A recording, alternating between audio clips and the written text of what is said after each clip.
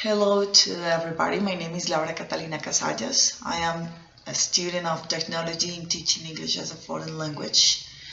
And in this opportunity, I want to talk about the importance of using ICTs in the process of teaching a foreign language or a second language. And also, I'm going to provide some tips that, in my opinion, could be useful during the process of teaching a second language. So first of all, it is important to understand that nowadays the role of information and communication technology in the education area plays an important role, especially in the process of empowering the technology and into the educational activities. Education area can be the most effective sector to anticipate and eliminate also the negative impact of ICTs. The technology in another side can be the most effective way to increase the students' knowledge.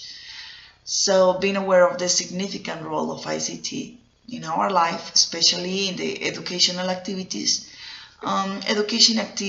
authorities should be wise enough in implementing the strategies to empower ICT in supporting the teaching and learning process in the classroom.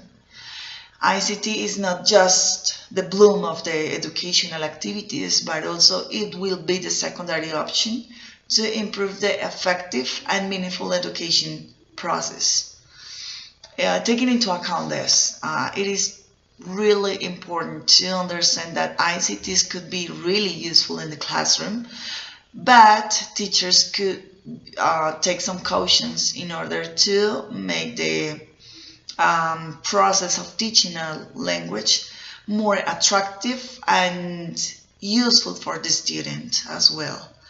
So in this opportunity, I want to focus on 3 ICTs that can be useful, but I want to focus also in pros and cons of using it, and some tips that can help teachers, in my opinion, to teach the language, the English language in this case, in a better way. So firstly, the use of blocks is really useful for teaching English. In the reading, I could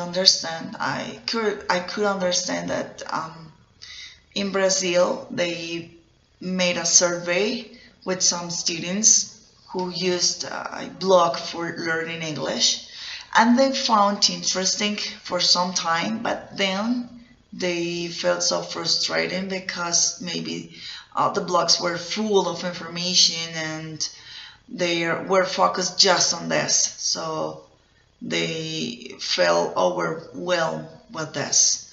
So I can say that a pro of blocks is that the information is short, the information is interactive, is easy to understand in some cases, but the cons of using this, when the teacher just uses blocks and all the time and the classes are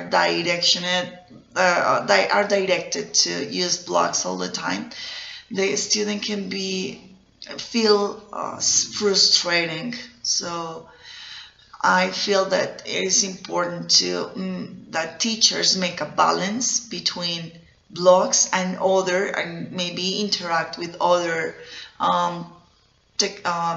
tools that can help the student to understand and appreciate the language. Also, another tool is wiki technology. In particular, this tool has emerged as an innovated that has been extended worldwide, but it is so so important because on the wiki platform, community members can edit, update, or remove information easily and quickly. This tool is based on writing information, essays, and the students can feel comfortable because it's interactive. They don't have so much contact with more people. But the con, according to the reading that I made, I found an interesting information. One person that participated in a survey talking about this tool said that he felt it is not necessary to do online writing recommended by the instructor because traditional paper pencil writing has already been a good method. So, although this tool is so effective in teaching English, the student can feel tired and frustrated as well when the teacher just focus on this. So I recommend that maybe in writing activities that are not usual, because for example in my classes as a teacher, I try to use more interactive activities like music, games, or workshops. So the writing is important, yes, but not like feel the student can do writing all the time. So we can use this technology, but not in a way that maybe a student can feel tired and frustrated. The last tool that I want to make emphasis is PerfectBack. PerfectBack, in which students offer comments to one another's writing in written and oral formats, are so interesting for teaching and learning English. I found something interesting about this is that the PerfectBack is based on the Vygotsky's theory, that is zone of proximal development. That theory is based on the student can learn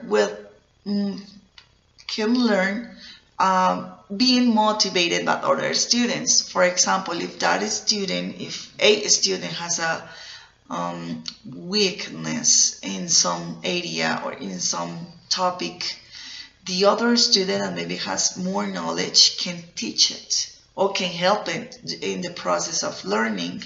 So PerfectBack is interesting because it's interactive. You can interact with other people and it's so interesting. So I recommend to use PerfectBack in writing activities. Is more, in my opinion, is better than Wiki technology, because you're just not going to read alone by yourself, but you are going to being corrected with another students, which makes the teaching process more interesting, interactive, and you can have the opportunity also to talk with other people who are in the same processes as a student, I mean to. So technology is really necessary in the classroom, but we need to take care of how to use it with also situations you can use it, and the time you are going to spend on this. So as a conclusion, ICTs are so important in this time because we are living in a technological world. Internet is extended worldwide, so we can take advance of this and use it in the classroom in the times that we can find necessary.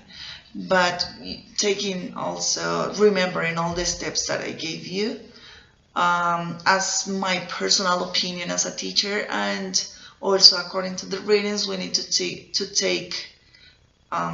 to be careful in how to use it and the time. So that is all the recommendations that I give you. So thank you very much for watching this video, and have a good day to all.